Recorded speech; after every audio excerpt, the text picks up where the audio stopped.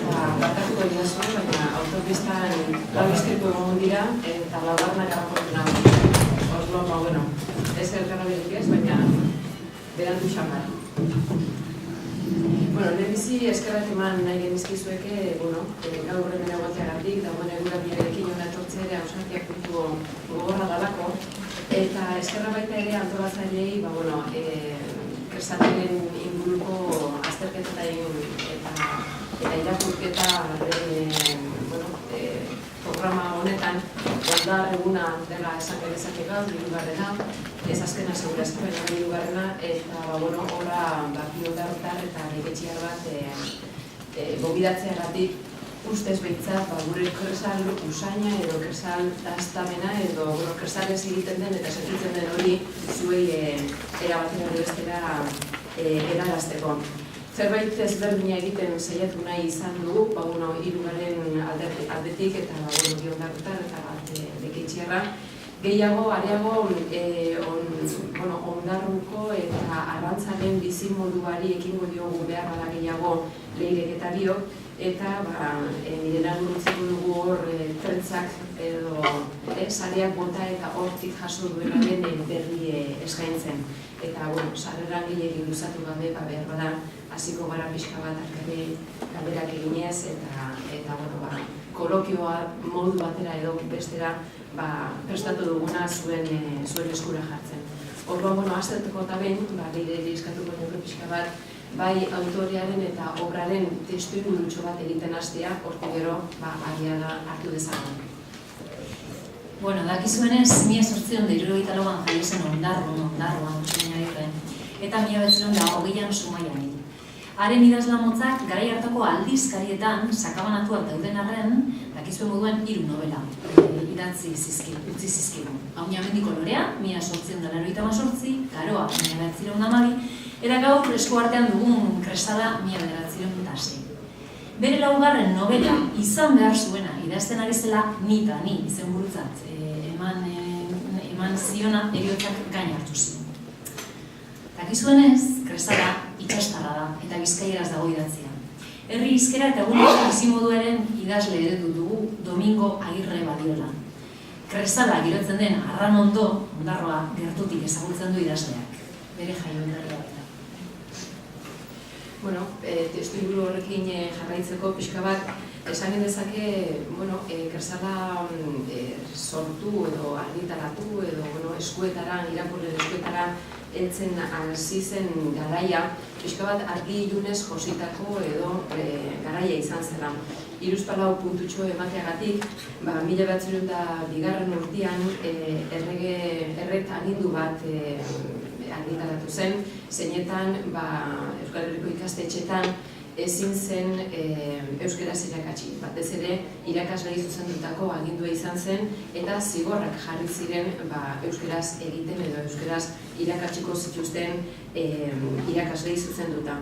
Urte berean, 1902 horretan, Sabino Arana Goiriere kartzelaretzeko agindua eman zen, hain zuzen ere, Estatu Batuetako Roosevelt presidenteari telegrama bat idatzi ziolako nolabait Kubaren independentziarantzako urrats batzuk eman zituelako eta berak telegrama horretan aipatzen zuen Europan ere olakorik eginezkero Euskal Herria libre izango litzatekeela.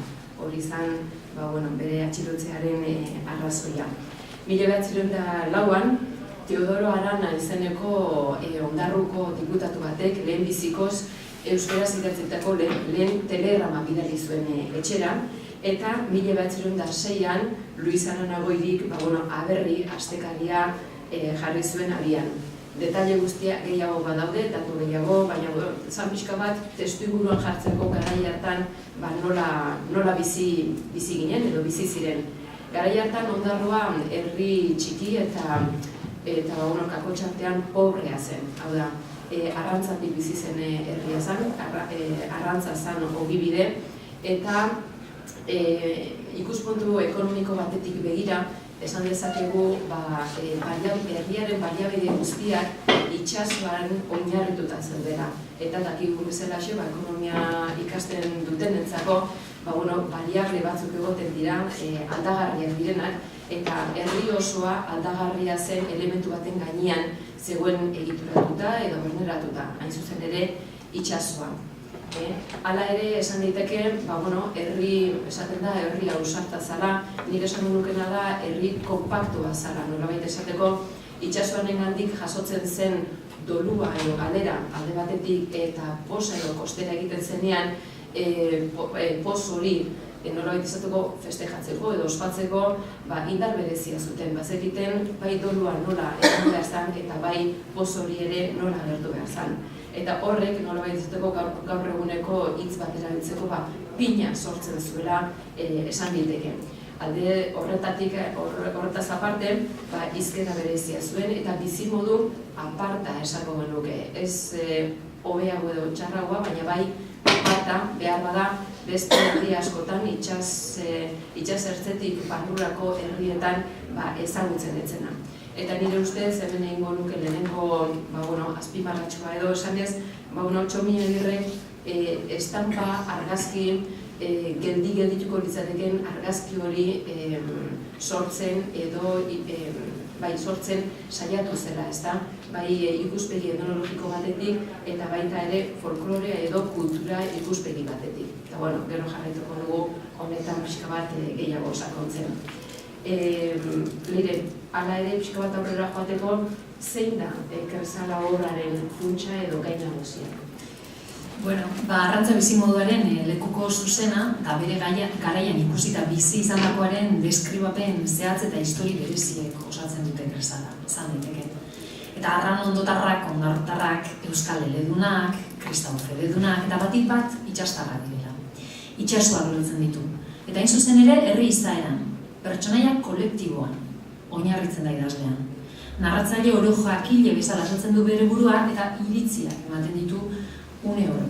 Euskal izaera bat tipifikatzen du, ohitura edo tradizioarekin bat eginda bizi denak, eta gure hizkuntzan bizi denak izango du salbazioa. Txomin Agirreren euskal eleberrigintzan, euskalduna da eleberriaren funts nagusia. Euskalduna gizatalde bezala. Eta eleberri honetan somaiteke euskaldun guztiek duten oinarri amankomuna. Euskal herriarekiko, euskal liturarekiko, euskararekiko eta kristau fedearekiko atxikimendua. Arranondo, bi bizitza moduren kokaleku ez ezik, bi hizkuntza mintzatzen diren leku ere izango da. Itsasotik bizi direnak, zintzoak, jakituria gutxikoak, arranondotarrak, euskeraz mintzo dira. Eta bedar txarrak, kanpotarrak, indianoak, bilbotarrak, errekaz. Nola nahi den ere, ez du euskaldun eta eskakinaren arteko paraleltasunik egiten, nahiz eta bi hizkuntzen erabilera talde bakoitzaren mundu ikuskera osatzera etorri. Eta gaur irakurri dut prentsan, berrian, Atxagakatzo hemen bertan esan zuela benetako idazlea eta benetako eskritorea izan zela, baina mugimendu integristaren eta ideologia integristaren idazle organikoa. Piskat nik esaten duenarekin, gehitu daiteke. Hala eta guztiz ere, esango nuke obra honek baduela zerbait atemurra da. Urteak igaroala, oinarri-oinarrian aldatzen ez dena, eta hori da itsasgizonen bizibidea, ez? Eta ezin nuka idazle bizkaitarrak xehetasunez islatzen dituela itsastearren itsasoarekiko beldur eta maitasun historioak, eta klasiko bat. 19. mendeko euskal izpiluaren zati bat. Eta estimatua dudan Aita Luis Baraizarrari hitz batzuk ostuaz, idazlea baino pintorea zela ere izan daiteke. Lan hau Ondarruko bizimoduaren erretratua da. Ez zeban edukiko idazleak buruan bueltak erabili behar handirik novela honen barruko elkarrizketa eta deskripzioak sortzeko orduan. Bere herri, kale giro eta herrikideak ziren deskribatzen dituenak. Ikusten eta sentitzen, hori da importantia, ikusten eta sentitzen zituen legetxe. Batzuetan, gehiegikerietan ere jausten zen, hain barruan eroan sentimentu hau. Baina, gehiegikeria normala zen bere sasoiko idazlanetan. Eta, Ana, zuri zer egin zizun obra honek txikitan, nola erori zen Kresala? Nik egingo den pixka bat bi irakurketa, ez da, batetik nire gain suposatu zuen, nik lehenbiziko irakurri nuenean, eta gero irakurketa hori beste idazle eta beste herritarrengan izan duen eragina, ez? Nik 13-14 urte izango dituen Kresala irakurri nuenean, baina irakurketa hori ere, edo liburuak nola heldu zitzaizkidan jakiteak ere badauka bere jakin mina sortzen den zerbait, ez? Ondarruan, 80ko hamarkadan, Musurretxe izeneko liburutegi bat zegoela esan liteke, gaur egunean Txomien Irri izena duena. Eta, kulturetxe hori edo liburutegi hori momentu horretan Agustin Zubikaraik berak zuzentzen zuen, eta bere helburua zen guztiz erderaz zegoen, edo liburu erdaldunez beteta zegoen liburutegi horretan euskarazko alde batzuk sartzen hastean. Eta irakurleei, ara hurbiltzen ginen irakurleei euskarazko testuak eta obrak eskura eskaintzia, ez? Esan dezaket, eskola publikotako zenbait gelak ere inguru horretan lan egiten zutela, eta azpian, sarreran zeudela komun publikoan. Orduan, liburutegira sartzea zen komun publiko haietatik pasatzea, eta ezin duzu imaginatu ze etxizantza egoten zen sarrera horretan. Nahi duzan pixka bat markoa jartzeko euskaraz irakurtzen hasi ginenean nondik pasatu behar genuen eta zer gainditu behar zen, ezta? Liburutegi oso txikia, zarra, iluna, eta liburu lodi-lodiz beteta zegoen denak erderaz. Eta Txomien Agirrek, Agustin Zubikaraik, helburutzat hartu zuen hori euskalduntzen joatearena. Orduan, hainbat gazteri, 15 horreta izaten zizkigun, hainbat liburu euskaraz idatzitakoak. Garai hartan, gogoratzen dut, Ereinek argitaratu zitula, uste dut Durangora joan ginelo denok Ereineko liburu haiek erostera, eta ziren lehenbizikoz euskara batuaz gainera idazten hasitako fabulak, mitologiariz atxikitutako kontakizunak, eta mitologia, eta ziren pixka bat printza ezberdinak, baina euskaraz idatziak ziren, eta guztezko bintzat euskara baturantzako liburuak. Orduan, egun batean, Agustin Zubikaraik gorde zizkidan bi liburukin bat zan Kresala eta bestea Garoa. Gainean eman zinan Kresala eta azpian Garoa, eta esan zilan hau da gure oinarria, eta 15 egunen buruan berriro bueltatu bat bizidezu. Hau da, gozatzeko eman zidan bi liburu irakurtzeko lehenbizikoz esan zidan zein irakurri behar nuen, eta gero ze datatan bueltatu behar nuen liburuak. Hau da, gozamena eta disiplina biak batera. Hortaz gain, nik esan dezaket, 80ko hamarkada hartan, ni neu behintzat Arantzazuko bideraren emaitzaren emaitza nintzena. Hau da, garai hartan ikastetxeak, ikastolak sortzen hasiak ziren, eta ni nerau beste pare bat urte zaharragoko ikasle hainbatekin ginen euskara batua ikasten ari ginen lehenbiziko beranaldian. Guretzat euskara batua eta konsigna hori eman ziguten, zan Euskal Herriak batuko zituen hizkuntza, hezkuntza gorena, aberastu behar zena, baina denontzako ulergarria izango zen hizkuntza. Beraz, geneukan adinagatik eta utopietan sinisten den garai horrek, eta baina baita ere, herrigintzatik sortzen hasi zen mugimendu berriari esker, guretzat euskara batua zen egin behar zen euskara hori. Nuneratu zitzaigun barrutik benetan euskara batuaren aldeko apustu egin behar denuela, ezta? Eta hain zuzen hori batasunerako oihu edo aldarri bat zelako. Orduan, hau dela kontuan hartuta, nik Kresala irakurri nuenean galdera ikurra handi bat izan zen. Eta galdera ikurra positiboan esan nahi dut zeren, eta ordura arte gutxi irakurrika balen den ere, gura izan zen, espero ez genuen zerbait. Nik gazte bezalaxe, espero ez nuen zerbait. Aldez aurretik ere, asko irakurri gabea ginen, euskeraz, eta gura zen lehenbiziko novela. Baina ez bakarrik lehenbiziko novela zalako, edo historian puntu bat egiten zuelako, baizik eta nire herria deskribatzen zuen. Eta hori izan, ordura arte nik behintzat amestu ezinezkoa zen zerbait. Zeren eta gure herria, eta nik neuk ere ezagututa pixka bat herriaren egoera ekonomikoa bai politikoa eta bai mugimendu eferveszentzia horretan zegoela, gutxien espero nuena zen nire herriaren deskribapen edo argazki bat aurkitzea liburu hartan. Ez hori bakarrik baizik eta nire herriaren ezaugarriak aztertzen zituen eta era oso irekian edo zabalean edo eta ezer eskutatzen ibili berri gabe, ez da. Eta, gure hizkera gure aipatzen zuen baita ere. Ez genuen garai hartan, nik behintzat, nire adinarekin, ikastolan arituta, ez nuen ondarrutarra eta bizkaira jasoagoan, egia esateko ondarrutarrez baina gure herrian erabiltzen genituen lexikoa, esapideak, esamoldeak, metaforak, liburu batean aurkitu zitezkenik. Niretzat benetan izan zen aurkikuntza paregabea. Eta baita ere gure gurasoen eta gure gurasoen ogibideak goraipatzen zen.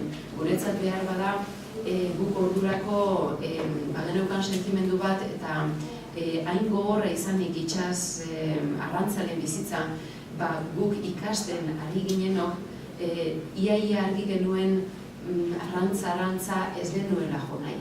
Batzeudela beste esparru, ustez, behar bada ez hainbeste landuak, baina hortara dedikatu nahiko genuke nolako susmo bat edo gogo bat loratzen hasia zegoen. Orduan, guzti horrekin batu genuen ez izinen erabilera, guretzat oso arrunta zana, edo eta guke hitz egiten genuen era bertsuan hitz egiten zuten nobelako pertsonaiek. Izan zen, norbere burua eta norbere bizitza aurkitzea nobela batean. Eta garai hartan, eta genuen nik behintzat nuen adinarekin izan zen, berder esaten dana, egia zen, harridura, hasieran zandet, eta harridura puntu garrantzitsua. Hau da, gure herria, naiz eta beste izen batekin bataiatu zuen idazleak, eredugarria zen herri bezalaxe aurkezten zitzaigun. Eta orduan, gero komentatu dugu pixka bat, estampa bat izan zara, askotan komentatu da idealizatua izan zitekeela, gero iztein dugu horretaz baita ere, baina nik uste dut Txomin Agirrek estampa edo argazki bat egituratu nahi izan zuela, eta argazki hori herritarren burmuinean eta bihotzean gelditu zedila. Indartsu, esan nuke, indartsu, ez behintzat sortu zuenean, edo idatzi zuenean, baina bai behintzat irakurketak egiten hasi ginean halako sentimendu batek harrapatu gintuela. Gero pixka bat gehiago sakonduko dugu horretan, eta orduan horrengo galdera egingoan izokean leire. Hala ere, obra horretan, nik behar badala idealizatutako obra bezala setindatu dudan horretan, badirudi emakumearen papera ez dala islatzen beharko litzateke bezala, edo gaurko ikuspegitik beharko litzateke bezala. Orduan, ez dakit zein izan zen emakumearen papera arrantzaren mundu horretan. Azken finean hau da, nik aurro hizketan etorriko nahi zen nire izpidearen funtsa, ekarri dut alde batetik Kresalan zati batzuk, txatal batzuk nola deskribatzen dituen emakumeak eta nola hitz egiten duten emakumeak zuen baimenarekin irakurringo dut, eta kontatuko dizuet garai horietan emakumeek zer egiten zuten arrantza munduan. Orduan, iritzirik eman gabe ere, erkatu da izuen zer egiten zen emakumeek zer egiten zuten arrantza munduan lana, eta zer kontatzen duen Txomin Agirrek. Eta Txomin Agirrek, 17 esan behar da bere gariko zaina zela, orduan irudi partziala zuela. 17. kapituluan jardun etxeak honetan begira zer dioen. Emakumeak biziko badira, jarduna nahitan egiezkoa da bie. Horregatik bilatu ditugu beti autuan, edozein aldetan da edozer akiakulagaz. Iturrian, buruko edarriaren sabunak ezin zaindurik eta sudur aurretik behera eta bikokian zehar itusuraren irudira urtantolodiak datorko ezala, erosketako enparantzan, etxerako behar diren elikaturak erosita gero, hotzara samatua besoak eten arteraino ezin jasorit indilizka daukiela. Nasa gainean, euren umerik bularra emonez, aditxo, Edo kalearen erdian zabal-zabal, bidezko guztiei bidearitik ibiltea galara soten dago zala, errekan, erizpean, etxaurrean, lehioetan, goizean, arratsaldean edo gabaz, asti apur bat daukin tarte danetan, bik edo lauk, isilik edo deadarka sarri, hitz egin behar dabie edo setara eta edo nun, noizta edo zergatik. Eta katilutza garela, ez du da beste edo. Dara gabe, arrantza munduari buruz hitz egiten dugunean, normalean buruetzen zaigun lehen irudia gizon batena da. Gizon bat arraunean, gizon bat kainabela eusten, gizon bat sarea jasotzen, gizon arraina kasetan gordetzen. Emakumearen irudia gero agertzen da boixe, seme-alaba txikiekin, gizonaren zain, itsasoari begira. Baina arrantza jarduera azaltzea eta ulertzea ezinezkoa izango litzateke lan banaketan emakumeek jokatzen duten edo jokatu duten papera aintzat hartu gabe. Arrantza jardurekin lotuta duen aktibitateetan lan egin zuten emakumeak 4 esparru nagusitan, sailka ditzakegu. Basurako txalupetako krixarak, arrain saltzaileak, sare konpontzaileak eta arrain kontserba fabriketan lan egiten duten emakumeak. Da hori egumonez bizka kontatzen. 4 arlo hau esgan emakumeek beste hainbat lan ere egiten zituzten, arrantza jardureekin lotura zuzena zeukatenak.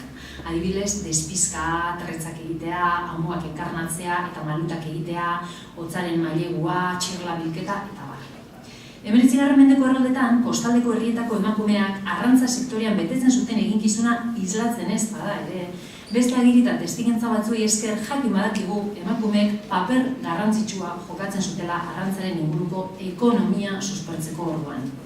Gizonen ardura nagusia itsasora irten eta arraina ekartzea bazen, behin lehorrean arrainaren deskarga, prestaketa, garraioa, salmenta, ardura hori emakumeena zen ia oso eta ez hori bakarrik. Zenbait kasutan, itsasora irteteko arrantzaleak deitzea ere esnatzia azken finean. Emakumeen eginkizuna izaten zen. Baitxe ere euren senar, aita, seme edo nebentzat, itsasorako janariak prestatzea potoetan ondarro esaten da moduan edo gaur egun taperretan. Edo euren arropa garbitzea, noski. Gaur egun, txalupen teknologiaren garapenari esker, itsaso hondamendiak ez dira hain ohikoak. Baina mendeetan zehar ustekabean sortutako galarrena bat nahikoa zen dozena erdi batel ondoratu eta 40 arrantzaleri biziak entzeko. Hemen kresalan agertzen den gaia, hola hasten baita kresala. Horrela, zorigaiztozko kolektiboak gertatzen zirenean, txalupari gehienak etxekoak zirenez, ekaitz batean familia bereko 3-4 lagun hiltzea zen ohikoena. Zentzu honetan, inolako zalantzari gabe, baieztatu dezakegu, emakumeen parte hartzeri gabe, arrantza jarduerak ez zuela aurrera egingo, ez ondarroan, ez da ziurrenik kostaldeko gainotzeko beste herrietan ere. Lehen aipatzen duzu emakumeen lan esparruen artean txalupetako krixarak zeudela. Zertzu dira krixar horiek eta zein zen beren egiteko? Ondarroan, sasoiriko berenean, 150 bat emakume arituko ziren krixara moduan lan egiten. Eta euren ekarpena funtsezkoa zen arrantzaren ekonomia. Gero etorri ziren italiar konserba fabrikak, orduan txalupeko jabeek ez zuten ondo ikusten emakumeak fabrikara horretara joatea, ezta? Behar zuten euren txalupetan krixara lan egitea, hori Agustin Zubikarai jaso dirago.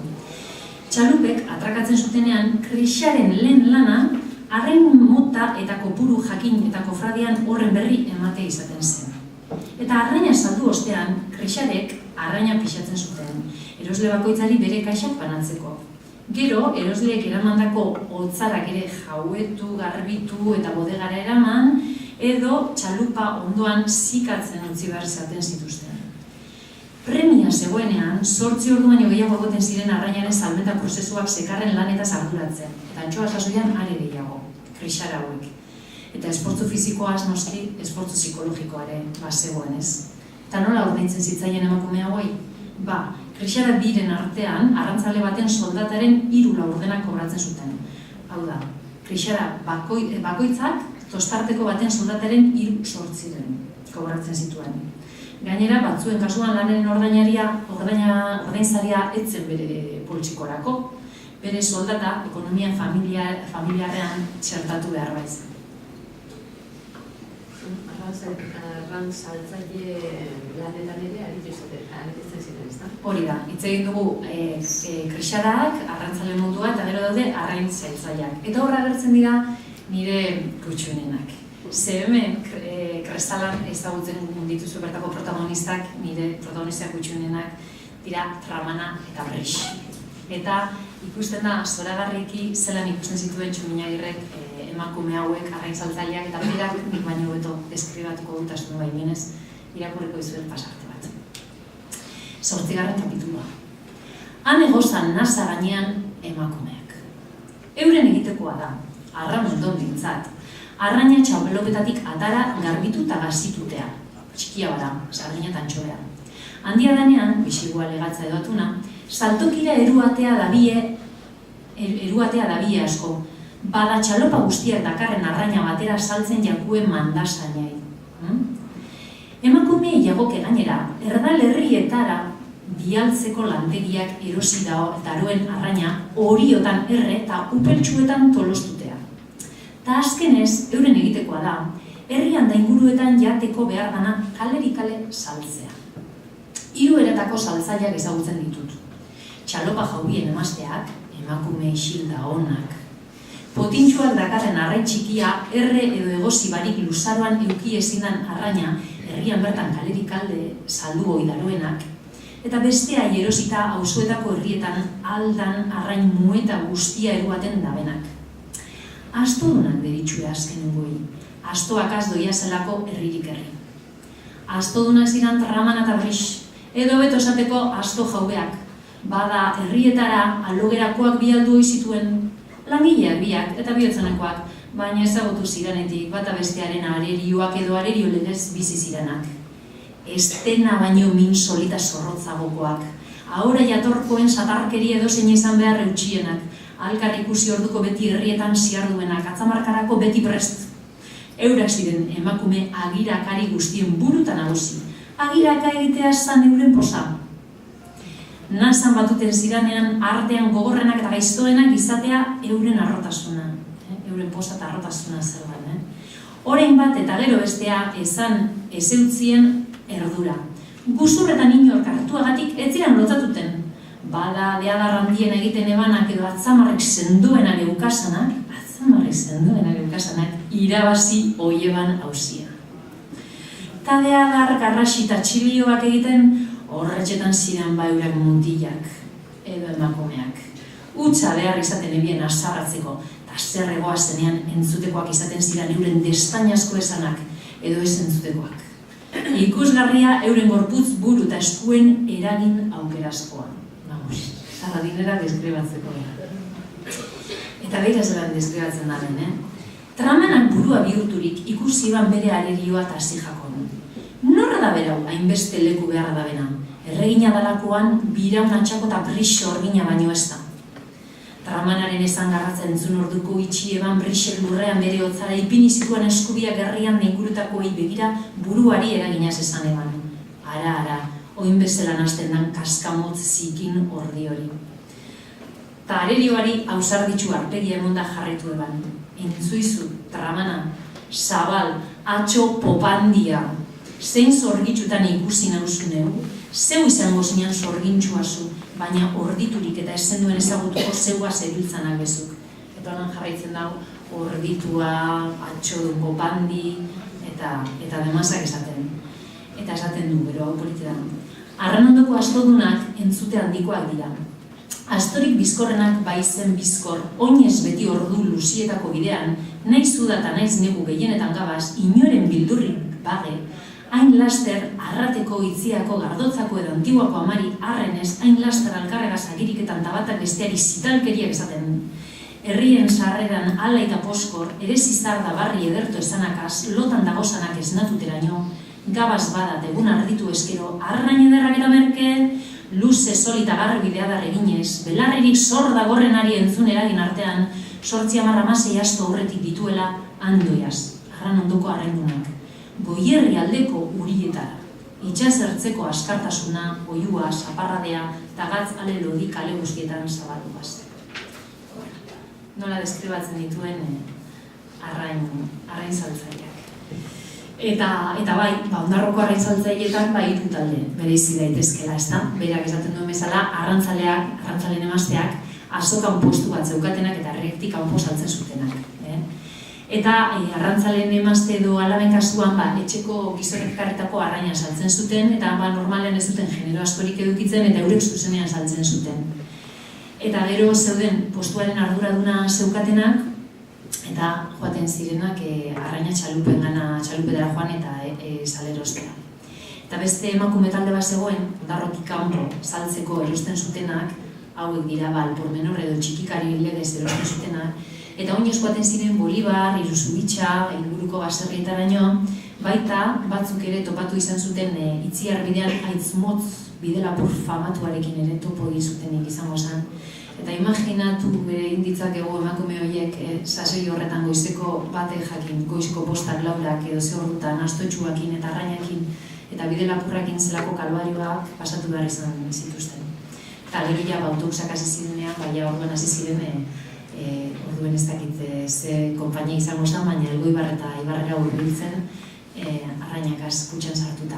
Eta bentsat Txominagerrek esaten zuen bezala arraina eta kostaldeko izkera, esapideak eta umorea zabaltzen zuten. Eta hori ere bada.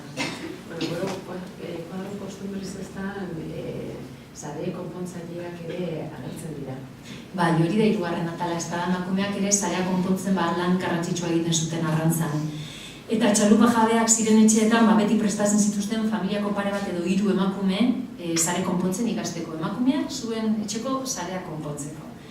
Eta egia esan 70ko hamarkadan zarelegilek estuasunak bizitzen hasi ziren hainbeste eskariri aurre egiteko presio handia gainera orduak sartu behar izaten zituzten eta ez zegoen sekula ordurik, ez?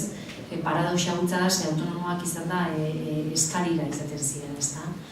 Eta, 1926ko gerraren aurretik dokumentatua dago 200 emakume zeudela saregile, eta, gaur egun oin dela markada bat 7 edo beratzen ziren, eta orain ez dakite pare bat ofiziala edo beratzen den Ondarroan.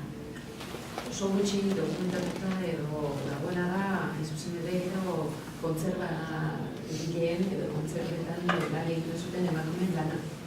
Hori da, esan ditugu krisarak, arrantzaltzaileak, zare konpontzaileak eta beste kontua da kontserbagintza. 19. mendean, kontserbagintza sustatu zuten hainbat faktore bildu ziren, 1998an da Kresala, eta 1951an Mutrikuta Ondarroara arteko bidea egin zen, eta urte gutxitara Zubibarria ezagutzen duguna zabaldu zen. Eta horri esker, Deba Arrotik zehar Araba eta Gaztelaran zijoan bidea zabalik geratu zen Ondarroko arrainkientzat. Eta antxoak gazitzeko fabrikek, Agustin Zubikarai kendu dizkiogu hitzok, emakumeentzako lana ekarri zuen. Ze ordura arte zegoelako antxoak filetetan gertatutzeko edo prestatzeko iturarik. Eta horrek eskatzen zuen emakumeen lan ugari. Eta baita ere eskoletan ibili behar ziren neska mutil txikien lana bai, ezta? Eskufina behar zirelako arraina gazituteko. Osea, bizingo oso arrantzale familia. Arrantzale familien bizimodua guztiz latzaz, arrantza ezinbesteko aukera zen, eta aurrak txikitatik zituzten lan ardura horiek. Egurra biltzea, ura karriatzea, esniaren bila joatea, eta behin erabetasunera heltzen zirena, lanean azten ziren 12 urterekin hemen. Askoz zaudete kostaldekoak zaudete zaituztenak eta badakizue ondo zuek ere. Gaina 12 urterekin komunio nagusien eta mutilak txo izatera pasatzen ziren eta neskak neskatila. Ezta, batean, papraka luzeak itxasorako jazten zituzten estrainekoz mutiltxo hauek. Eta baldintza hauetan ez da harrigarria irakurtzen edo idazten etzekien jentia egotea, ez? Jentea normalen gehiengoak ala zan. 1886an boto eskubidea zuten 760 Ondarrotarretik, 529 lagunek ez ekiten ez irakurtzen ez da idazten ere. Eta horietatik 457 arrantzaleak ziren. Txominagerra ari zen euskal novela idazten. Eta gainera 2 eskola baino ez zeuden Ondarroan eta ez ziren higiene egoera onenak eta eurak erdaldunak gainera. Orduan familia guztiaren bizimodua itsasoari eta arrantzari lotuta zegoen eta familia arrazenez negozioa familia guztiak hartzen zuen parte itsaso kontuetan. Aiton amonen gandik hasi eta bilobak arte, eta aurren hilkortasuna ere oso altua zen. Lan oso neketsua zen, gaurkoarekin alderatuz. Eta, hori, esan behar da, makina bat marinelek bizigerria baino gehiago igaro zutela etxeko ohean lo egin gabe, eta familiaren makina bat poz eta ospakizun ospatu gabe. Eta, esaten dute horiek kontu hauek guztiak osatu dutela bizkat itsasoko emakumearen izaera indartsua. Hala ere, badirudi, bizimodua batez ere emakumeak eman duena, badirudi, iruditzen zaizu, Kersalan ez dagoela islatuta, ez da? Ez, kontua da, garai horretan, datuak dira 1891koa, 90 karri ditudanak, eta ikusten zen emakumeek zenbat lan egiten zuten kontsergagintzan, krixara moduan, eta begira nola deskribatzen dituen Txomin Agirrek emakumean, ez? Ematen du, lehenengo jardunetxetan esaten duen emakumeak hizketan zeudela bakarrik, edo astodunak zelakoak ziren, ez da, sardinerak egitea. Eta begira nola, kapitulu hau irakurriko dizuet eta ja konparaketa egin dizuen. Lehenengo kapitulua, Kersalarena ikatxa deitzen dana, eta hemen laburbiltzen da bizkatea Kersalaren hasiera, ez? Eta begira nola deskribatzen dituen. Haien gure txalopak, sinoan, atxo gerri lodi gonamotz esku zikindun batek. Ondo lotu barik eukan buruko sapiaren atzeko txistana dindilizka. Oinbat orposik, eta bestean agarraketa zahar bat oso narrasean eroia zala. Haien Jesus! Ramana begira, deadarregin eutxan atzetik ejuan beste emakume, argal simel asurtxu batek. Piperpoto mailatu baten estropezu eginda jauzizan aurrez aurrera. Jagi izan atxolodia, jantzi eban hobeto oinetik iogurtenean eukan bere abarraka eta bakarra. Esku hautsez beteak igortzi zituan mokorrondoan, eta hartu eban lehen eroian abiadia marmarrean bere artean. Eta negozan ordurako ia herrian ziren gizadi guztiak. Hemen herriko abade nagusia eta ondo jantzitako gizon bizardun baltzeran zabalote bat.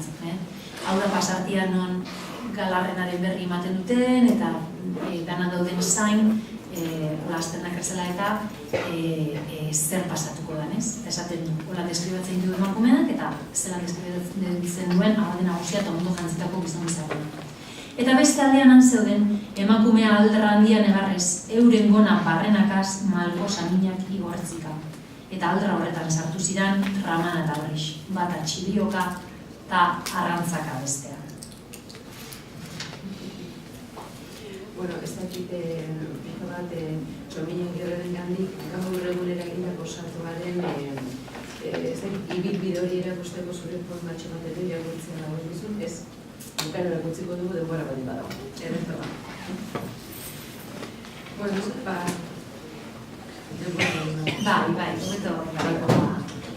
bizkat ideia zen, gaur egun Txomin Agirrek eta idazten hasi zirenean gizonek idazten zuten euskal literatura eta guri emakumei ari gara gure idazten eta guk ere beste begi batzuekin irakurtzen ditugu garai hartoko kontuak, ez da.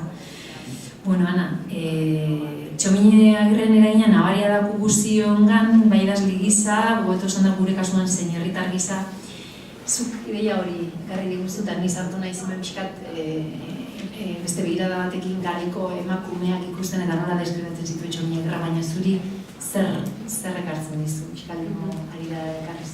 Bueno, nik lehen komentatu dugun bezalaxe, Txomin Agirrek nik uste estampa edo argazki bat eskaini zigula, segurazki helburu horrekin, baina jaso bintzat arra egin dugu, ez da. Eta bai eukidu hainbat idazle edo eta hainbat idazlerengan eragin zuzena eta batez ere Agustin Zubikaraenetan. Orduan nik pixka bat ibilbide hori egiten hasiko naiz beste estampa batekin bukatzeko. Orduan, Txomin Agirrek jaio zenetik etxetik jasuen edo etxean jaso zuen pixka bat bai garaiko giroa eta baita ere orduan kulturaltzat edo eta albo arteekiko ere lehenbiziko harremana, adibidez, ezakit Bastida arkitektuarekin eta bat. Bere aita, Agustinen aita ebanista zan, etzan berez arrantzale etxe bateko seme, baina bai izugarrizko lilura sortu zitzaion gazte-gaztetatik itsasoarekiko. Baina bere bizitzaren 5 habeak sortu zituen edo egin zitzaizkion oso gaztetandik. Alde batetik, albistearekiko, hau da, bere ustez euskara sustatzeko herriko albisteen edo kroniken berri eman beharra zegoen eta bera gerra aurrean hortara asko dedikatu zen. Beste alde batetik, ohiturak zituen, berak ohiturak miretsi egiten zituen hoien balioa eta saiatu zen bai gordetzen eta bai hoien berri ematen. Baita ere, Eliz betekizunekiko oso zurruna zen eta hori bere bizitzaren izaeraren parte bat izan zen. Eta gero pixka bat gureara ekarrita, bai literatura edo bai irakursaletasunari begira, irakursale amorratua izan zen, eta horrek ekarri zion pixka bat etxean ere fastikuruka edo zatika jasota zuten Txomin Agirreren Kresala obra irakurri ahal izatea. Eta azkenik, 5. puntutzat bere haben artean egon zen itsasoarekiko liluraren aipatu dudan bezalaxe.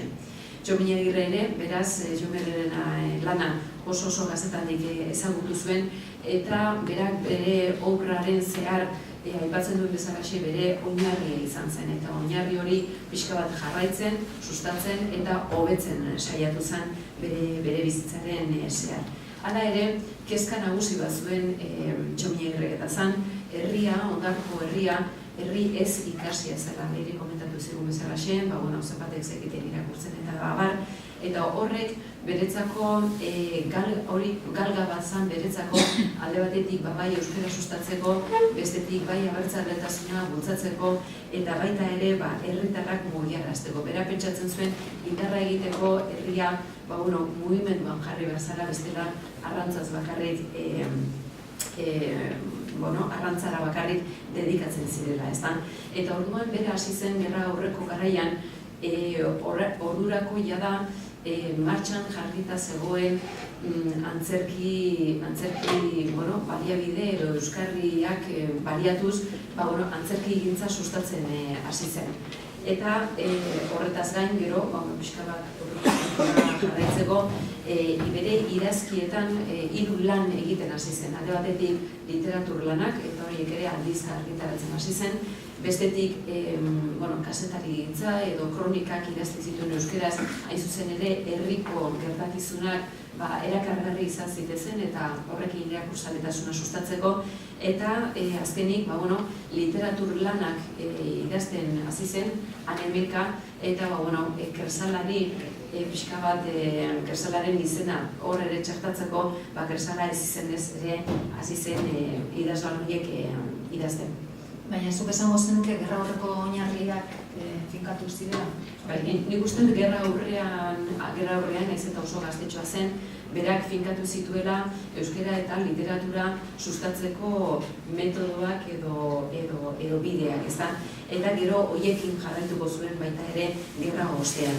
Hala ere, gerra ostetik bueltatzerakoan herri albo artean laguntza ere edo eta ekarpena ere izan zuten edo izan genuena. Alde batetik, 1913an Jesus Guridi musikalariak boga kanta sortu zuen, eta horrek bere eragina izan zuen baita ere, erregintza egiteko garaian, eta 1954an Feliz Beristain herriko pintore kostunbritatzat josan garai hartan, bere lehenbiziko aurkezpena egin zuen hainbat obrarekin.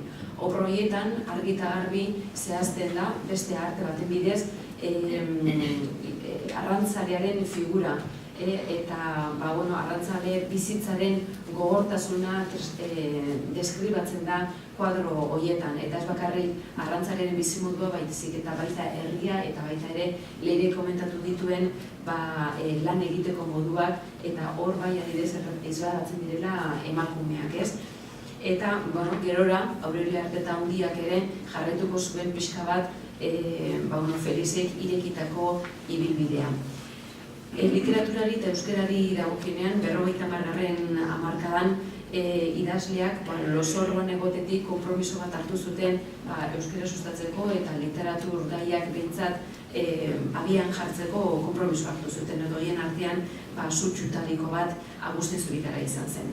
Orduan hemen urtetxo batzuk emango ditu ikusteko zei bilbide egon zen, eta gerraosteko lehenbiziko antzerkia 1956ko abenduan antzestu zen Ondarroan. Hain zuzen ere, Seaska inguruan Agustin Beraren obretariko bat. Obra honen ezaugarri nagusitako bat izan zen musikatua zala. Egia da, Ondarroan kanturako zaletasun handia zegoela, eta orduan profitatzen du Agustinek alde batetik aberasteko obra, lehen taularatzea, bestetik herriaren partaidetza sustatzeko, eta bestetik iaia irakurtzen entzekien herri bateko lan bat taularatzeko musikaz lagundua. Urrengo, 1961 Agustinek berak Txomin Agirreren omenez, Kresaletan obra antzesteko, taularatzeko moduan egokitu zuen. Hau da, Kresala zegoen bezala hartu eta egokitu zuen antzerki bezala egiteko. Hala ere, izenez aldatu behar izan zion, zeren eta obra horren aurretik Kortxeleko mamuen historiotxo bat sartu zuen, eta orduan ezin zuen obra beraren izenarekin bataiatu lan hau. Hala ere, honetarako ere herriko semea zen Gregorio Zorabarrieta musikariaren laguntza hartu zuen, garai hartan Miranda de Ebron lan egiten ari zena, eta ikusten duzuen bezalaxe, konpontzen joan zen, arte ezberdinak antzerkirantza bateratzen. Ondarroan bertan, Bilboko Arriagan eta Donostiako Vitoria Eugenia antzeslekuetan besteak beste antzestera du ziren obra hau. Eta hain zuzen ere, herri horietan ematen ari ziren, lehen aipatu dugun herriaren estampa edo herriaren irudi hori. Bertan erabiltzen ziren tresneria kontutan hartuta, hizkera batez ere, esapideak, hau da, pixka bat herriaren ezaugarriak zirenak antzeslan horretan transkribatzen. Baina egia da, Txomin Agirren obra zala taularatzen zen hori. Orduan, Txomin Agirre oraindik urte batzuk geroago oraindik zegoen bizi-bizi edo puri-purian gure herriko kaleetan edo antzeslekuetan. 1964an, Txomin Agirreren jaiot urtearen egun urte hurren azalata, Agustin Zubikaraiek lore jokoak antolatu zituen, eta lore joko horietan programa izugarri aberatsa landu zuen. Alde batetik, Mariñegak beste antzeslan bat bereak aurkeztu zuen, Kresaletan obra berriro antzestu zen Ondarroan, boga-boga ikusten dugu hitzak eta harrapatzen duela eta beti erabiltzen dituela ohikoak edo herrikoak ziren deitzeko moduak, eta boga-boga zen aldizkari diabetekari bat eta herriko informazio ematen zuena. Eta orduan horren ale berezi bat argitaratu zuen. Eta nire ustez garrantzitsuena izan zen Txomin Agirrek bere garaian Azkueri idatzi zion gutun argitaratu gabe bat ezagutzera eman zuela. Txomin Agirrek Azkueri gutun horretan Kresala obran jasotzen ziren hitzen eta esapideen berri ematen zion, azaldu egiten zion, bakoitza zer zan eta bar, eta nolabait keinua egiten zion hitz edo esapide horien balioa euskera batu horretan edo eta euskera bizkaiera jasoago batean sartzeko. Da gizun bezalaxe, ez zuen hainbesteko oihartzun izan bere garaian, baina bai oihartzun handiagoa izan zuen argitaratze honen ostean. Eta 1978an Euskara Zaintza elkartea sortu zuen beste hainbat idazlerekin batean, hain zuzen ere herri euskara bultzatzeko. hemen gehiago luzatu gintezke, baina gero behar bada galdera erantzunak baldin badaude bortara utziko genuke. Baina dena ez zen izango egin eta aurrera. Ez izan, badirudi tartea, usteko tartea izan zela egin eta gainera egiten zen gauza bakoitzak bere kokapena izan zuela eta bere eragina. Hala ere, 70. hamarkadan, Agustinek sekulako kritika zaparra jaso zuen, alde batetik lehiaketetara, idaz lehiaketetara aurkezten zelako, eta bestetik bere nobelangintzaren ezaugarriengatik. Momentu honetan, eta gainera halaxe komentatu zion kritikak, Txomin Agirreren eragina nabariegia zitzaiola. Orduan ikusten zen, berarengandik, Agustinengandik, beste zerbait espero zala. Hala ere, Agustinek toki kontzepzioari dagokionean ondarroan kokatzen jarraitzen zuen bere novelak edo bere antzerkiak, denborari dagokionean beti iraganean jartzen zituen testu horiek, eta planteamendu narratiboari zegokionez ere, kritikaren ustez guztiz tradizionala zen eta horren apurketa bat eskatzen zitzaion nolabait. Eta, bere eleberriei ere ez zitzaien nolabait funtzio estilistikorik ikusten edo balioarazten. Hala ere, bai hizkuntzari zegokionean, onartzen zitzaion bere hizkuntza paregabea zara, ederra eta batez ere elkarrizketetan eta nobeletan agertzen zen elkarrizketa horietan bizituzun paregabeko bat zuela. 82an, eta, bizkorki pasatuko dut, 82an Ondarroa izeneko urtekaria sortu zuen Agustinek, hain zuzen ere urtean zehar edo eta historia zaharrian jasotako, herrian jasotako galbideak eta posterak eta txalupen izenak eta guzti hori jasotzen jarraitzeko, 84an Ondarru kantu horru otoi izeneko kantutegi bat jaso zuen, eta 85an benetan bere itxastarrak izeneko bere goren eleberria argitaratu zuen. Behin berriro, Ondarroa arran ondo ez, baizik eta Ondardi izena jarri zion herriari, eta kasu honetan ahalegindu zen belaunaldi ezberdinen arteko kezkak aurkezten, baina egia da beti ere mariner zahar baten ikuspegitik egiten da gazteriaren edo eta etorkizunaren, Ondarroaren ikuspegiaren irakurketa, eta oraindik ere gelditzen da iragan puntu horretan. Eta hala ere, hemen ere esan behar da, hizkuntza berak erabiltzen duen hizkuntza, benetan paregabea, ederra eta miresgarria izan zara. Orduan, horrekin esan genezake berak bukaera bat eman nahi izan ziola bere produkzio literarioari, nolabait esateko eta gero ere idazten jarraitu zuen, baina, erdizka entzun zuela behar bada 70 hamarkadak berarengan edo bere obrarengan esandakoa. Zango, zenuke obra honekin, azken obra honekin aipatu zuen obra honekin jarri zela txapela bere lanari, bere ibilbideari? Nik uste dut berak hala egina izan ziola, baina hala ere nik aurrera gertatu zela esango nuke hori.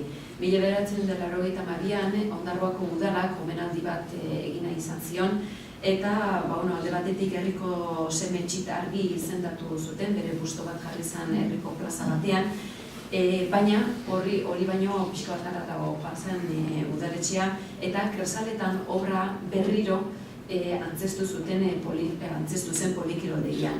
100 lagun baino gehiago parte hartu zuten, eta garrantzitsuena izan zen, azken urteetako herriko tirabira politiko guztien gainetik, herritar hasiera batean, edo duela 40 urte, antzeslan hau egin zuten guztiek parte hartu zutela obra horretan.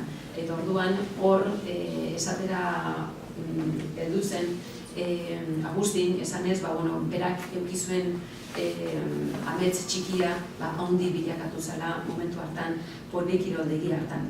Eta nire ideia pixka bat zan esatea, nola estampetaz hitz egiten dan neurrian, Txomin Agirreren estampa garai batean izan genuen, baina handik urte zenbaitetara ere estampa bera errepikatu zara herrian, eta pentsatzen dut estampa horrekin gelditu gara herritar ia gehiena. Batez ere, Arrantzale herriaren izaera eta nortasun egituratu bat, nolabait esateko, gero esan daiteke hori idealizatu dago egia izan den edo ez, baina hori horrela gertatu zen.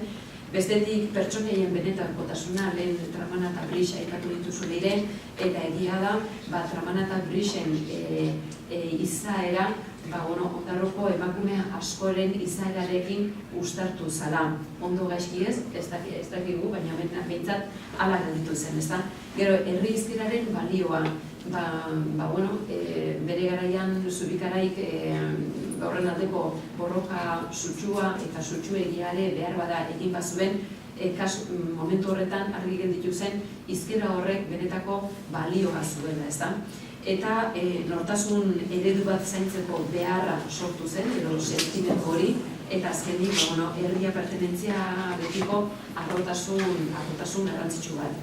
Behar badak, guzti honek, gaur egunean beste isla bat dauka, esan behazterik ez daukagu, aurreko astean Iñigo Martinezen bilboratzearekin eta erabilitako, agurritzetan erabilitako hizkera dela eta horrek sortu duen zalaparta, baina hori behar bada gero bera erantzunetarako utziko genuke. Eta nik ere testu bat neuka prestatuta, gora puntu indiko garen bukera utziko dugu. Orduan bonen bestez, jake ondarrutarrok ikuspegi ezberdin eman ditugun, hirugarrenarekin japonko gara eta hitza emanez biren agorri. Momentu abiako dute argazkizak. Hemen dago agentia. Bueno, ez dakiz orduan alde, ederra dago. Bueno, nik nire jardunari ipini dutzate izena, kristaletara trainak botatakoan. Trainak badakizue, dira, sare biribilak ingutu formakuak, batez be sardinia eta bokata eta atrapateko erabiltzen diranak, biribilian. Kresala berrirakurriala, nobelaren ondora traina bota eta zer altxatu dudan, horixe azaltzen zeiatuko naiz, posible den kasuetan, Txomin Agirrek aipatzen dituen alboherri horietako baten hasitzakoaren ikuspuntutik. Alegia, lekuitoar modura. Ezer baino lehen baina, abisatu biharra daukat, kostaldekoa izan arren, erdizea portuko odola dudala aitaren partetik, eta beste erdizea berriz loiko kalekua, amaren parteko aitxitxamumak mendixako baserritxik lekitxora etorritxakoa zirelako. Esan hori da, gure herrizean beste batzutan lez, badela mugalerro moduko bat, arraien itxarren eta txaputxeruen hausuak bereizten dituena. Txaputxeruak badakizue liorreko lanbidea dira, erderazko txapuzero berbatzerator. Txaputxerua dira, goiko kalian, aparte hausu horretan bizirena, garotza, dendarizak, eta abar. Horren bestez, kresalaren zunda bezain beste lehorreko aromak usaindu ditut, ala nola, aitxitxa sakristauak elixan prestatzen zuen intzensuarena, edota hilzorian zeudenei abadeak ematen zien azken igurtzearen olizuarena, hori be, gurian gordetzen zeneta. Eta igarriko zain, gaurko mentzaldian. Nire umezaroko horeitzapen asko, Txominek osaturiko kuadro kostumbristetatik ur daude. Haren pertsonaien antzekoak ere badaude nire bizitzan, mahonez jantzita edo txapel ligatu buruan. Nire berbakeran, tarteka azaleratzen dire esakune kresaldunak, ez guztizeak fintasun berekuak. Eta batez ere, badira txikitan ikasetxako herrikantak, joandako sasoien argazki gardenak. Bat esatiarren, askoe aitaren olerki hau, behiratu zelako izenburu politxa daukon leirek azaldu duenarekin lotzeko. Enbasuko neskatilen koplak. Eskerrak, izena baino politxagoa duela mamina. Eta hauxe da. Palu erremu belatakor del mazia daura ere bai, sartu daigu zantxalupan laster, itxaron barik izonai.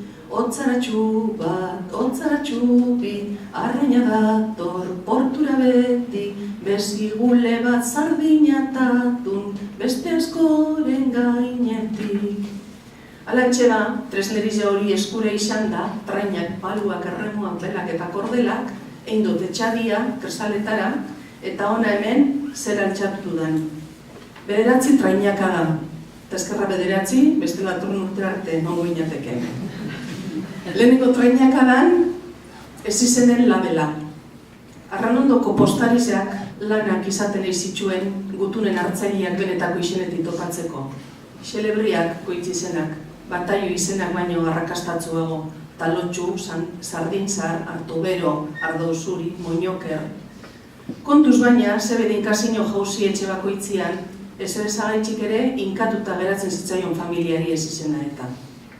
Lekitioko entzutetzuena, seguruenik Singer dugu, segaitxik eta gizon horri, galdetu ziotelarik ia zer egiten zekizen, erantzun zuelako behin joste makina bat konpondu zuela. Hortik aurrera, Singer bihurtu zen, edo Sinker, gurean Juan eta Jose ere, Juan eta Jose dira. Antero txamarrotia, Sinkerren bigotia, Sinkerren bigotia da, bigote duna salako gizona. Gure itxitxa eta haren tartekuak txotxandinekuak ziren. Belarrera txartoa moten dago ama, dinolinen semiak. Eta arrazoi du denboraren poderizoz, hitz elkartuaren esanahia ezabatuz joan delako. Txotxandi, ez da gaurko belarri pikaruak uste duena. Espadase, txo edo txotxo handiza. Mea betarraiek mutil pertxetako men ziren altuak eta begiarriza gainera. Ikusten da denboriaz labela. Ez izena esan destainezko deitura, barregarria mutilen prestantzia adierazten zuena baino. Gure mumak, esaten zuen, aitxitxa soldadutzan zegoela, Alfonso Amairugarrenari ongi etorri egiteko guardia mutile aukeratu zutela, hain zen itxuromekua. Eta gure amak, berretzi egiten zuen alabantza hori esan ez baietz, bere itxainarreba eta anaiak Gari Cooperren estilokua zian. Bigarren trainak aran, Kitolizen gau beltza. Nire gusturako, Kitolizen zoritxarraren kontaketa da nobelaren gailurra. Agirrek, gizontxoaren deskribapen fizikoein eta gero, janskera barne, ohiturak eta doainak aipatzen ditu. Herritar guztia gura utzien, hain zan bera zintzoa, apala, baketzua eta mendu honekoa. Agirrek prosopopeia eredugarri egiten du, testu liburuetan adibide gisa erabiltzeko modukoan. Ez dakit nork azaldu zidan pertsonai horren ez izenaren jatorriza latinezkoa zela. Agnus Dei, Kitolis peccata mundi, parce nobis domine. Edo, jangoikoaren bildotza, zuk entzen duzu munduko bekatua, erruki jauna. Hau da, Kitolis, latinez, Kitolis euskeraz. Azertu handiarekin, debozioari erreparatuta bataiatu zuen egileak arrantzalea, honela baitino. Itxasorako gauza ez zela gelditzu zan eskerotzik, egunero entzuten eban mesatxua, egunero izaten zan iluntzeko errosarioan. Gaixonen bati jauna, eban behar txakonean, hainoango zan Kitolis, argi bategaz. Jaunaren aurretik elizgiran egin behar zanean, han urtengo eban jaun estalkiaren paliba, makilea jasoten. Elizkizun guztizetan presente zegoelako eman zion ezizien hori, baina baitxare Kitolis, zelan bait, damuaren eredua ere badelako. Beinola, utz egite larri egin zuelarik, izenak berak nabarmenduko du barka eskea. Ze bekatu egin zuen ba? Ibaian zehar kanporatz, zijoa zela, azerre bat izan zuten beste txalupa batekoekin arraun bat zalata. Deadarka, zarataka eta arrokeriazko berbak alkarri esanaz, urten genduan urzelaira, eta inori etxakon gogoratu, antiguoko amari beti esaten jakon agur edo salbea esatea. Egun horretan erasoko ditu ekaitzak hain justu. Eta superstizioaren mugan dagoen fedearen erakusgarri, honetara ematen zaio errematea pasadizuari. Dino Kitolisek. Gaixorik egon nintzan gero hilabetean, da sendatu nintzanerako itxasora barriro. Baina ez gehiago agur edo salbea esan barik. 17 bat urte neukazala lehidu nuen atal hori Labainuko udako ikastaroan, eta dramaren kronika itzatzita geratu zitzaidan honako esaldi hauen bitxartez. igarri gendun gure aurrean ebilela eriotzea. Gau luzea zala esan eban matxinek, bai ondo luzea. Zartaturik gengozan, zer egiten genduan ez genkiala eutziten geuntzon txalopeari, lapak atxari baino gogorrago, atzamarretatik odola eriogula. Alandase, naita edo nahi barik, 1912ko Galerna galgarriaren mendeurrearen ospakisunetan, kopla hauek idatzi dituen elkarte baten enkarguz, Kitolizen pasadixoa eta Lekeitiar Marinelena bateratuz. Eta nik bai dut irakurriko hautestu hau, zuek ez duzuen, baina berakusteko zelan 17 urte neukazela geratu jatan drama hori, barru-barruraino itzatzita, ze koplak era honetara urten zitzaizkidan. 3 hauz daude kopletan, bakizue, Galer horretan 153 arrantzale, galduzikan 16 Lekeitiar 3 ondarruta, eta Lekeitxarren artean bat, bizirik mirariz edo jatarazan. San Nikolas eta San Juan Bautista dira urten eden txalupak. Eta mariposia bat gizu edala, santu otoitz izaipiten jaten argitxua. Galarrena Lekitxoko erara. 12tik 12 dator aizetan den Santarrena. 100 urteko itxasoan zehar, ukabilka Galarrena. San Nikolas eta San Juan Bautista, palpal daroizu ez belak. Iluntzerako beharko dozuez, kanpaiak eta kandelak. Krabelin eta Larrosa meiak itxigendu San Portuan. Egunen baten batuko doguz zeruetako hortuan. Mariposa bat bialdu eidazu olatutxuen artian. Lekitxo bidian paranaitzen, isarrik ez dagoenian. Antiguakua, libratu gaixuz uraren aginetatik, korroskadak atxan nahi gaitxuta ezerrez egina gaitxik. Egurren untzek urratu dabez gure eskuetako maminak. Atun bila urten gendun baina, geugara orain txitxinak. Bai gau luzea, bai alba baltza, urrun ikusten da lurra. Luzeta baltzagoa da ondino, eriotzaren adurra.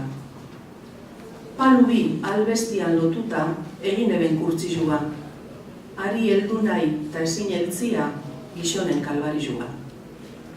Ai laguntzarra, banoia eta entzuxu nire mesua.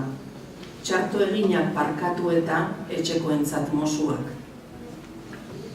Isaratxu bat zabalduko dut harri orako josia. Neure maitxia hartzeko espada, neutzako dut mortajia.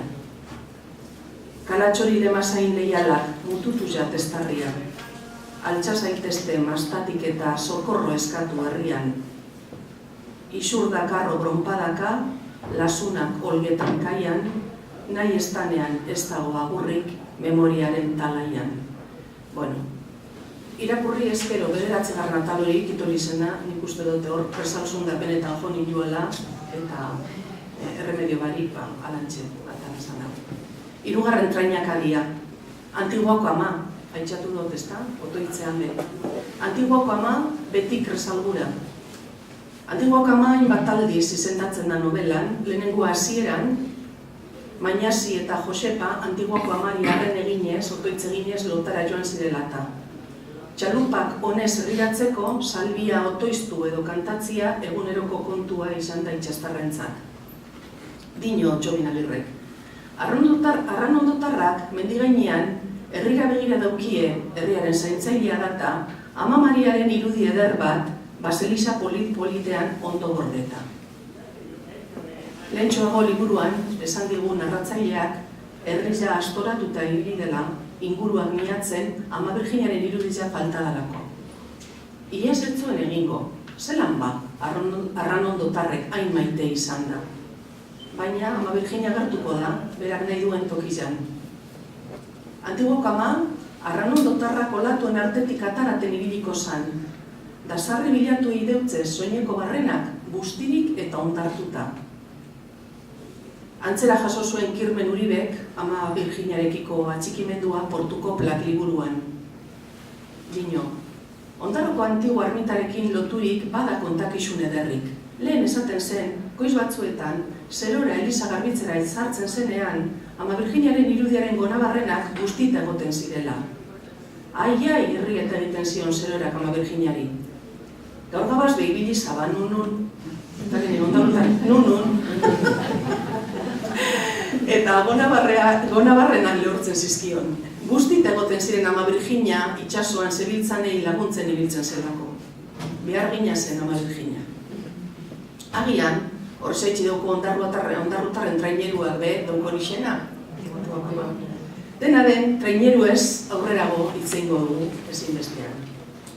Bueno, Antiguako Amarekiko debozioa zabala da hemen eta hemendik kanpo. Bizkaian 3 tokitxan da zaindari. Ondarrun, Lekitxon eta Urduñan. Lekitxon, Juan 23.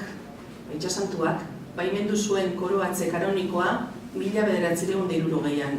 Gure itxitxak, sakristau eta txaputxerua izanik, parte hartza handia izan zuen ospakizunetan. Adibidez, San Nikolas Islan eta Lumentza tontorrean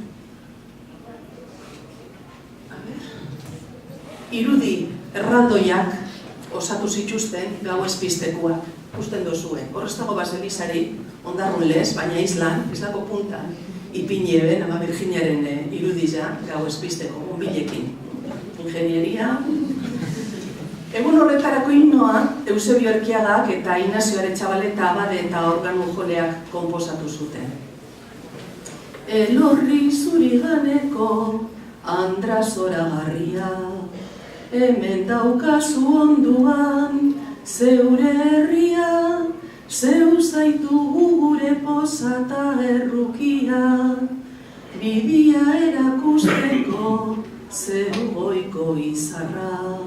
Lekeitiarrentzat edo noiz, erregina zeu zara. Korazio jasanez, erregina ditzen dut, ezta?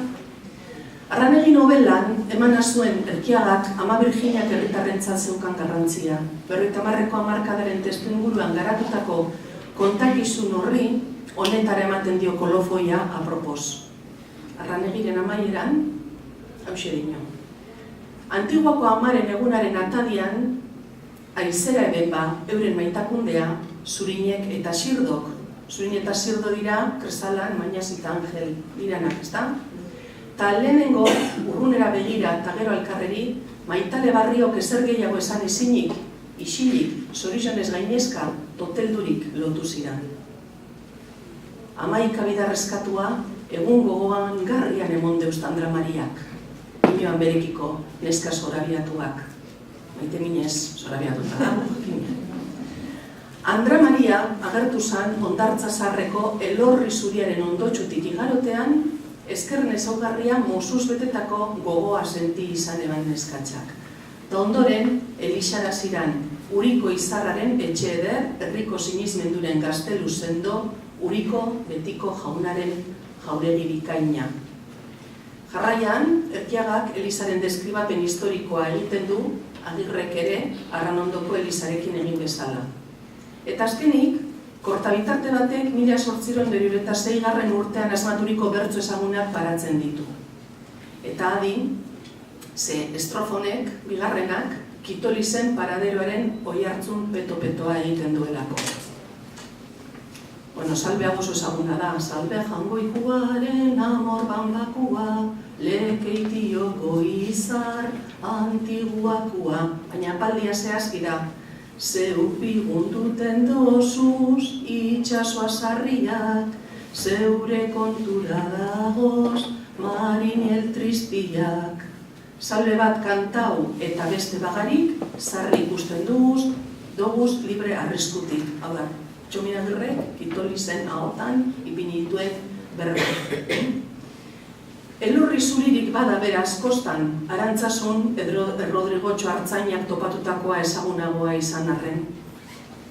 Gure zinezkeren arabera, 8. mendaren inguruan arrantzale batzuek topatu zuten irudia urrartzean, eta toki babestura eraman, baina biharamunean irudia desagertu zelarik, bezperan topatutako tokian agertu zen berriro elorri baten gainean. Zora bai, Ondarrukoa eta bai Lekitxokoa beti parranda.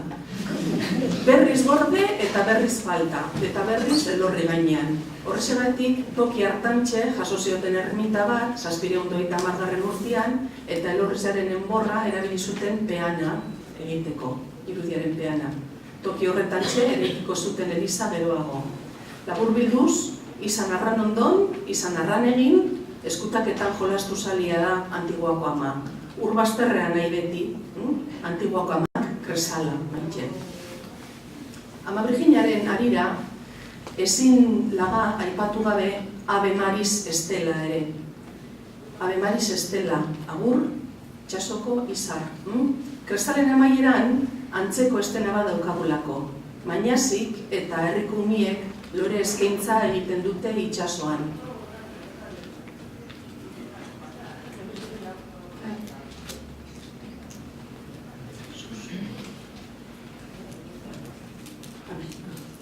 Lore eskaintza egiten dute itsasoan. Erreparatu ontziko idazkunari. Agur, itsasoko izar. Agur. Salve Estela Maris. Txominek azken kapituluan erabiltzen duen deikundea. Izarraren ikonografia navigazioaren gidaria. Argazki hori hirurogeikoa da, lekitxokoa da, baina mende hasieran oso antzekoa. Izango zen.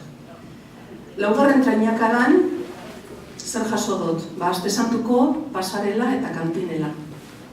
Ama Virginarekin batera, beste izar, edo beto esan da beste estar batzuk aipatzen zaizkigu kresalan, esaterako prozesiobetakoak. Guztiz egoki jantzita apainduak ibilten dira gaurko ikasle, Gudari, Veronika, Zirineo eta osterantzekoak. Horretarako, norbaitek jasa eta itxura honean eginiko soinekoak daukiez orainda. Hemen gauden guztietatik, nork ez du egin Via Crucizik. Neskatxoentzat, paperik irrikatuena Veronikarena. Jesusen aurpegiaren misterioaren zapia eskuetan erabiltzagatik. Nire lagun Mari Carmeni topatu zitzaion paper printzipala, baina ni arrojoan nintzen Maria Salome de Cleofas edo nintzelakoan, ama bitxi sobrekama batekin jositako tunika soinean. 10 bat urte izango nituen. Aste Santuko prozesioa, alfombra gorria zen, Quo Vadis eta Ben-Hur filmekin biluratutako bihotz bigunontzat. Amaren ahots nahia gogoratzen dut, barruraino unkitzen ninduen kantu bat abesten eguen bariku santuetan. Damudot jauna, esantuko duzuen, bihotz guztitik zu ofenditu izana, ez gehiago bekaturikan neure jaungoiko lastana. Hor ikusten da, belaunaldien arteko saltoa. Bueno, kantari etorri naiz, baina motibo eta guzti. Ustekabean, ama kantatzen, amak eta listarrek kantatzen zituzten kopla berberak dira Agirrek novelan transkribatutako koplak.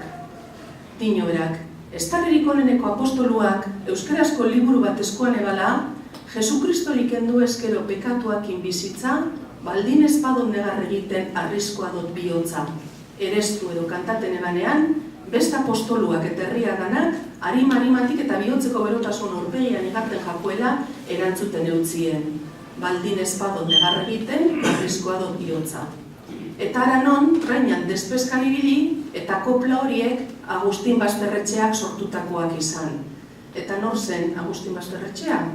1700ean Izpastarran jaio, eta 1770 batean Lekeition hildako jesuita bat. 3 lan idatzi zituena.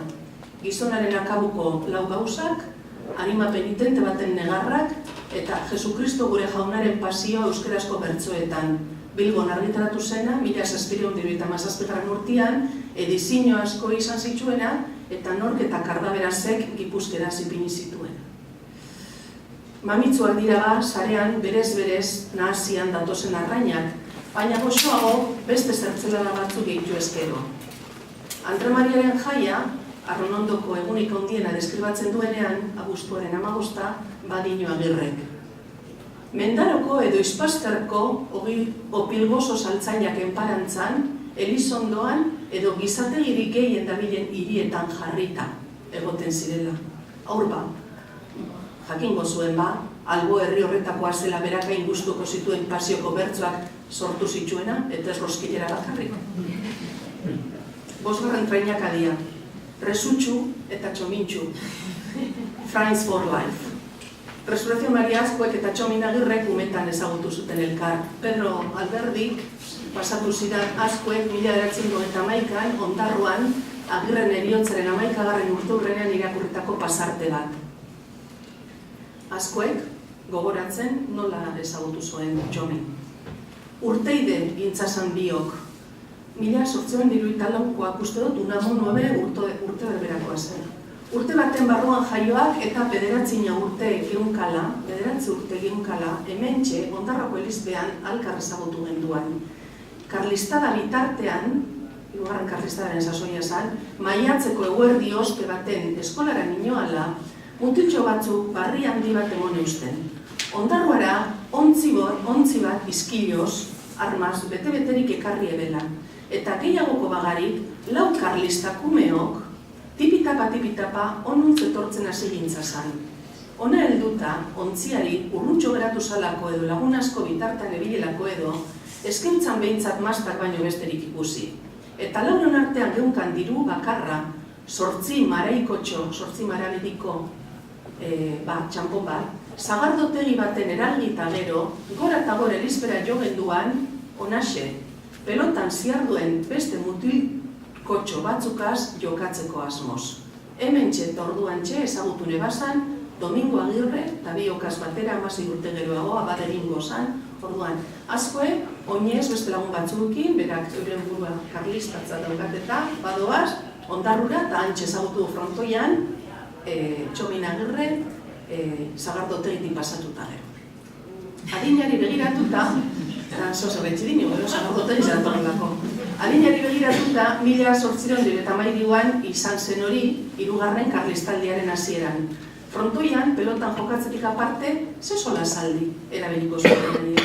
Hartarezkero, 9 urte zituztela abiatutako adiskidetasuna, laster sendotuko zen Gasteizko seminari joan, eta hona hemen, Ondarroako eta Lekitioko galai bilak, Resutxu eta Txomintxu. Ondo, ez da ikusten, mobilerekin eta baina ondo gazte biak. Geroago, lekitxarra altua da, Geroago, 1817an, Azkuek Euskal Zale aldizkaria sortu eta sortzarekin batera literatur lehiaketa bat deitu zuen 2 modalitatetan, antzerkia eta eleberria. Eta nork irabazi, Euskal Zaleko lehenengo lehiaketa hori, Txominek leirek esan duen moduan, Aunamendiko Lorea novela historikoarekin. Atalka kaleratu zen Euskal Zale aldizkarian, gero Kresala ere Euskal Herri aldizkarian egingo zen bezala. Seguru, Resuk gogo berotuko zuela Txomin aurkezteko. Ez dakit, novelako Musturzulo deitura, mutriku gaitxik, zer izorko zion, baina lekuito berriz, askoren teoriatik edandako izena dala, entzunda daukat. Lekuitoa. Gero, Alfonso Irigoyen egetan juste beste etimologia batzu, baina urte askotan indarrean egon zana, lekuitoarena izan da, ezta? Euskaltzaindiaren sorreratik bertatik ere elkarrekin, Ondarrutarraren ibilbide laburra izan arren, 2 urtere izen, osasunez makala zan Txomin Agirre, Resu eta Txomin urtekide izan ziren, adizkide, lankide eta asmokide. 6. trainakada. 2 margolari portuan. Non esan du Azkuek gastatu zutela 8 maraiko edo 8 marabediko txampona, Ondarroa joan zirenean? Non? Zagardotegian. Bueno, hauxe dino Agirrek.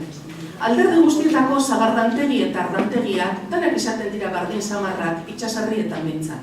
Zagardantegia bada, kale aurrian bertan edo harrimaila bat igonda idoloten dan korta edo tresna zarrak gordeteko gelatxu bat da. Behian lurra, goian amaraun eta egurbiren gainean upel batzuk erreskadan dituela. Zagardagoa ona izan dedila eta non jarrerik egon ezarren ez da izaten ardurarik. Erkiak ere aipatzen ditu arran egin. Keia barruan bere baebilen ibili, ez ostera zuteko kerik, tabako horriak errea zabaltzen ebena baino. Orain, nire komenientziari helduko dio trainari margolan bat erakusteko. Arte Ederretako museoan eginiko argazki bat da. Eta zer dela? Zagardo edalea Lekeition. Sorollaren pintura 1910ean egindakoa. Jakina da, baina, klaro, han behira dozenak, nitzako horrezutxu eta txomintxu dira. Horre txikekarri du. Jakina da, Sorollaren pintzelak deskubritu zituela Euskal Kostaldean argi batzuk Levantekoak ez bezalakoak. 1906an Biarritz eta Donostian egon zen familiarekin. Erreginak eta Gorta ere Donostian egoten ziren eta bezeroak egiteko aukera ikusiko zuen pintoreak. 4 urte geroago, 1910ean Zarautzen kokatu eta kanpo estenak pintatu zituen, baina guraldi txarrak eraman zuen nonbait lokal itxietara. Motibo bila edo motiborik gabe, heldu zen Lekeitiora eta lekukotza hau utzi. Leku itoarrak badira ere, eta mai jarlekuak egon arren, aproposa irutu zait presutxu eta txomintxuren pasarte hornitzeko. Adibide egokia da gainera, den Anak aipatu ditu pintura kostumbristak eta hemen badaukagu garaiko artegintza pintoreskoaren edo pintoreskismoaren adibide berantiarra, ezta? Bueno, orduan etxepeetan egoten ziana sagardotegiak, gizonezkoen aisialdirako. Eta etxeei buruz ari garela, derrigor ateraria etxaurria be, fatxadia Agirreren hau irakurrita. Dino, barregarri egiten dala herri hau dinue, albo herrietakoek, lehioetan hainbeste zapi eukio dituztelako.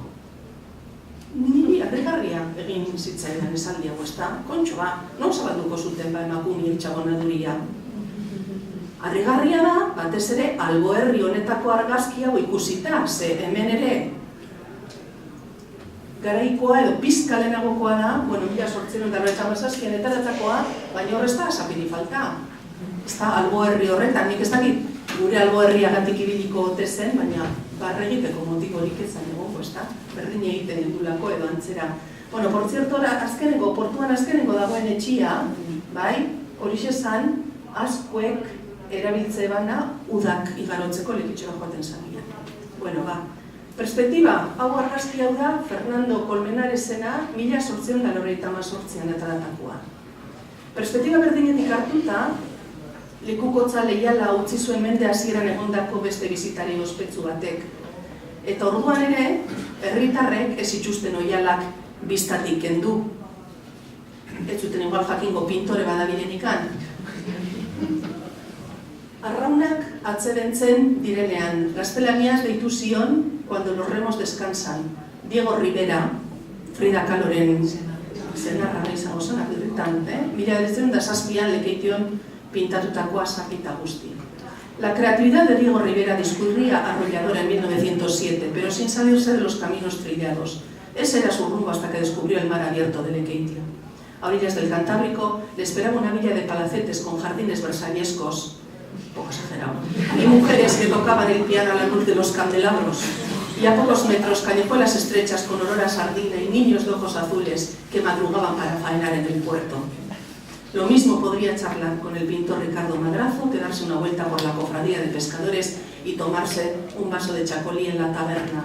Bueno, ez dino sagardagoa, baina antzeko parecido, ezta? Bueno, ba, Diego Rivera gazte-gazte bat, 21 urte izango zituen Lekeitiora etorri zenean, bere pintura maizuarekin eta beste ikaskide batzuekin, beka bati esker. Eta, bueno, ikusten dugunez, berak ere arropa pintatu zituen fatxadetan.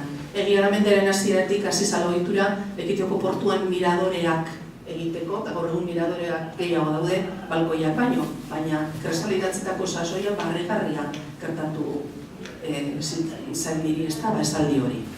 Bueno, bagoia 7. trainakadara. Ikusi ditugu zapi horrek, beste zapi batzuk eta orratzaren xirmixar bat. Abuztuaren 15, Arranondoko jai nagusia. Mainazik, soineko barria jantzi eta gero, paparrean zedazko idun zapia edo pañuelua orratzagaz katigatu nahi dabilela, brotxea ipini nahi dabilela, Josepa datorkio bila plazarako. Mainazik, erreal bian erosi dio orratza, nasa ondoko enparantzan dagoen saltzaile bati. Ez da izango ba, zilarrezkoa. Alpakaskua ote daba. Zein baino zein apainago, badoaz biak kalera. Ekainaren 24, San Juan eguna. Plazan, emakumeen aurrezkoa. Erkiagak honetara pintatzen ditu antzinako arrane gitarrak. Neskak. gona baltzak jantzirik, eta goruntz, korpiño, gorrizak, buruko zapizetan arrotxo horibizak, sorbaldetatik txairo loradun krespoiak, manilan eginiko zedazko mantoiak. Orduan, zapiak, jaskeraren erakusgarri ez da, horra hor berriro zapiak. Baina politena, nire gusturako orratzarena. Ze garrantzitsua zen, orduan orratza emakumeentzat.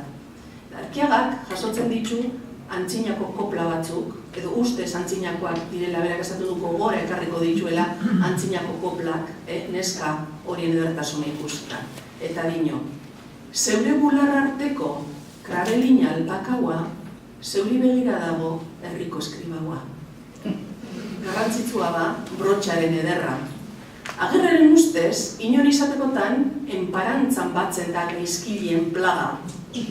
Etzen okerribiliko, arranondon naiz arranegin, ernebetik gizonen begiak. Argi dago, brotxari begiratzen dionak, neskaren bularrei begira dago. Tira, guazen harin pinotze, Mañasik eta Josepak elkarri. Honezkero estropadia hasiko zaneta. 8. trainakadan, estropadak, derrigorra gertu bihar, estropadak edo bakeruek ez dakite galtzen.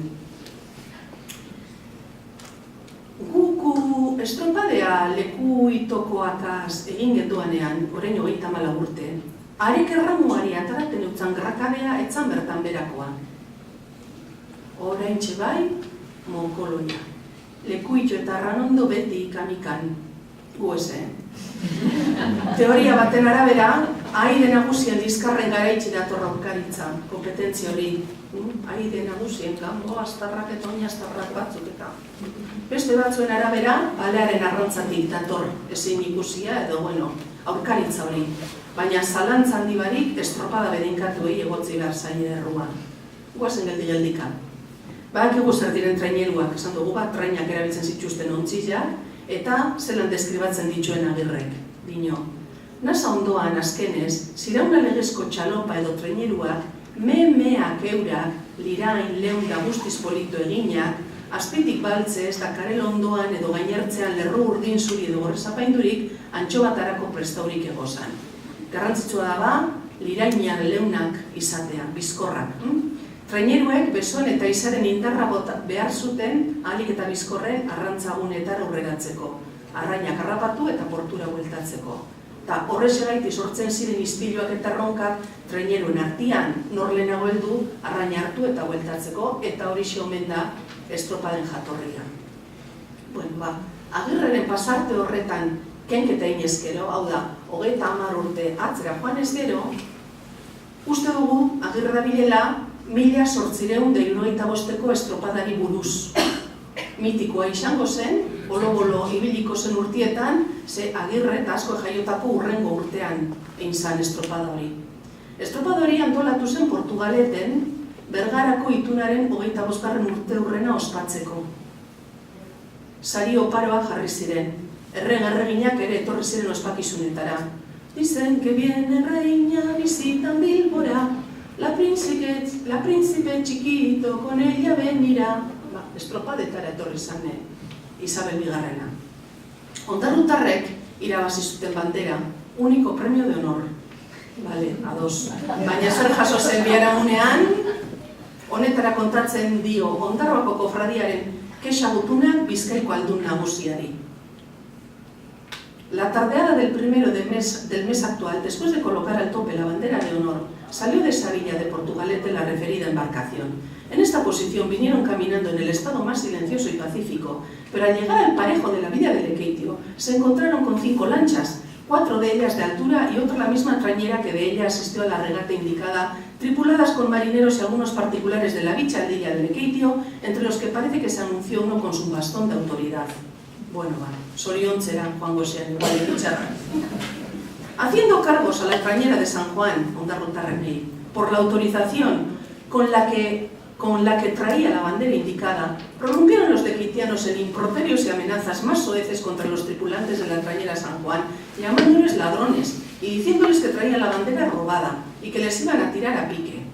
Su conducta en este momento fue tan violenta que levantaron unánimemente los remos y descargaron golpes contra los tripulantes referidos, hasta que uno de los pasajeros que venía en la trañera San Juan, se dirigió a quien se anunciaba en una de las lanchas lequeitianas como autoridad, expresándole que en la mano tenía un revólver de 6 tiros y que en propia defensa se vería la sensible necesidad de hacer uso de él toda vez que no cesasen las injustas violencias y tropelías de que era objeto.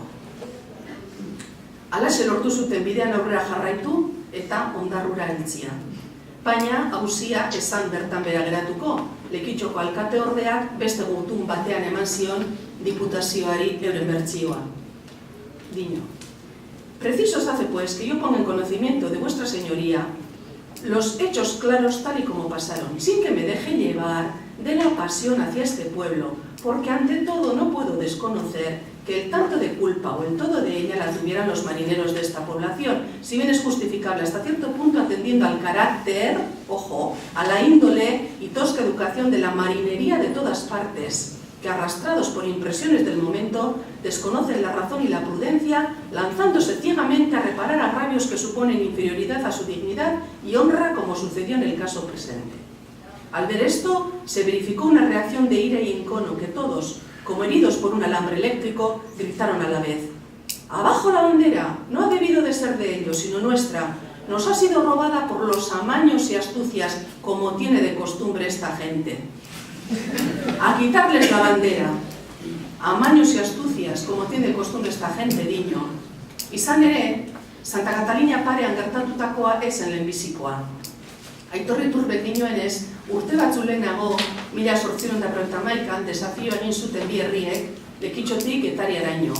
Olatua alde zutelako edo, abantaila hartu eta orduan Lekitxarrek irabazi zuten, eta Ondarrutarra konformez. Bueno, con esto irakurriko, baina Resurrección Maria Azkuek Hondarribin jaso zituen bertso batzu Lekitarren garaipena abesten zutena. Bueno, esan nahi dut, soka luzia dela estropadena, aurretik atzetik, salaketa, itun, burla, bertso eta gutunak tartean daudelako. Hala ere, orain gehiago ez luzatzeko, esango dugu, 1926an, Santiago Meabe jeltzaleak, Tomas Meaberen anaiak, bitartekaritza egin behar izan zuela, orduan, Ondarrutar eta Lekiteren artean sortutako istilu batean bakea ipintzeko. Da begira, nola deskribatu duen Lekitxoko alkateordeak arrantzalien edo itxastarren izaera, ezta? Setxomin Agirrek honela dino.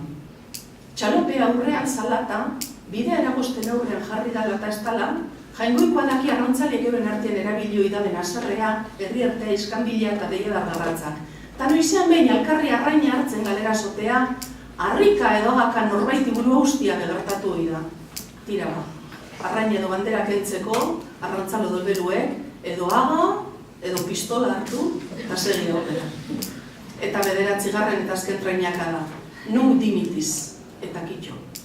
Azken kapituluko azken paragrafoan, Sardinsar eta Txanogorri zaharrak hausnarketan ageri dira bizitzaren laburpen eginez. Dinue, gure lurbirako zereginak amaitu jakuzala esan geinke. Familia ondo daukate, txikiak ere aurrera datoz, jakina, Sardinsarren, hau da, Mañasiren aitxaren Sardinsarren lobatxua, neskatilak, ez dauko parerik Espainiako erreginaren umeekin ala konparatzen du, ezta, edertasunean. Lobatxo mutila, zerrazanik ez, argia eta ikastuna da, eta gizon handiren bat izango eteran susmoa dauka itonak. Hemen ere garbi ikusten da estereotipoa, ez da? Neskatxoa izango da, Espainiako erreginaren umeekin ez dauka konparazioa edertasunean. Loba mutila aldiz, gizon handire bat izango da. Bueno, orduan, Sardinsar eta Txanogorri heriotzaren zain, horretan geratzea besterik ez dute, baketan pipa erregitartean. Ta, klaro, konparazio ederra egiten du Agirrek, pipen, keia, zeruari eskaini zaion elizlurrun edo intzentsorekin konparatzean, zerkatzean. Narratzaile oro jakilari dagokion bezala, gai da aguren azken gogo eta ere igartzeko. Dino, euren azkenengo esana, agure bien artekoa, Simeon igarlearen, Simeon profetaren, nunc dimitis iruditu jatan. Nunc dimitis servuntum domine, secundum verbuntum in pace. Hori da, Lukasen 2. kapitulutik, 25. eta 15. txatalak, esan nahi du. Orain bai, jauna, zeukitzeman bezala, utz diezaiokezu zure morroioni bakean hiltzen. Aitxitxa sakristagoa izan duelako edo ez, biztan da intzentzuarekin eta latinajoekin dudan etxekotasuna. Gorezpen esaldi hori bota zuen, nork eta Simeon, zahar zintzo jainko zaleak, bide batez esan da, Agirreren Arranondo-tar idealaren prototipoa dena, zaharra, zintzo eta jainko zalea. Noiz esan zuen, Jesus umea tenpluan aurkeztu ziotenean. Nobelari azken puntua jartzeko modu arranditzu eta apala da aldi berean Simeonen kantikari erreferentzia egitea, nobelagileak ere dena bete da adierazteko bezala. Berak ere liburu amaitu du, ezta? Bere pertsonaiek bizitza amaituko duten moduan. Tenplu zunda eta guzti, hemen ikusten duzuen eskresa zunda, beste tenplu zunda egonda, kantu horrek beste idazle batzuk ere inspiratu izan ditu 20. mendean zehar. Hala nola, Ezra Pound, Kantiko del Sole, edo Eguzkiaren kantikan, 1918an, T.S. Eliot, A Song for Simeon, poeman, 1908an, eta askoz geroago, Joseph Brodsky, adibidez, Nunc Dimittis poeta homonimoan. Roald Dahlen humorezko errelato batean eragertzen da, ustekabekoen ipuina bilduman, eta Tammy Lee idazle inglesak ere erabiltzen du fantasia eta zientzia fikziozko errelato baten. Amaitzeko ba, umore pitxin batekin, esan dezakegu euskal nobelaren aitak, jakin barik idazle modernoei brankartu ziela horretan. Eta trainakotatan eta hemen, txaltu gabete dugu kresaletan, amen.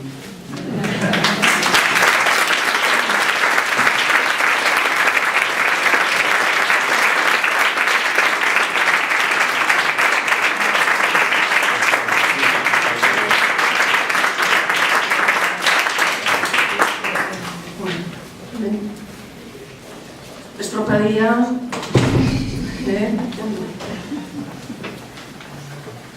zer presaka, ez da?